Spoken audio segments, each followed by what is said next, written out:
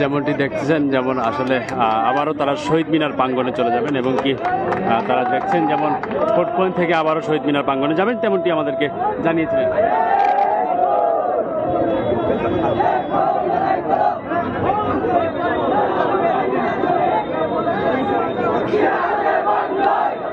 সিলেট যুবদল, জেলা যুবদল এবং জেলা বিএনপির আয়োজনে যে এই আজকের এই বিক্ষোভ সমাবেশ রয়েছে এবং মিছিলটি শহীদ মিনার থেকে শুরু করে সিলেট কোর্ট পয়েন্টে এসে সমাপ্ত থামে এবং এখান থেকে আবার সিলেট শহীদ মিনারে যাচ্ছে। আমরা আপনাদেরকে দেখানোর চেষ্টা করছি যে এই বিক্ষোভ সমাবেশের কারণ হচ্ছে নবগঠিত যে কমিটি হয়েছে সেই কমিটিতে আসলে অনেকেই আছেন,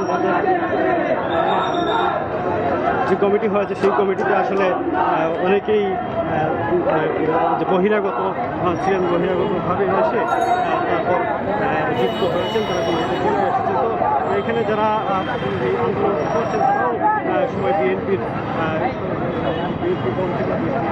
সদস্য, সবাই কেউ না কেউ পদে এসেছেন।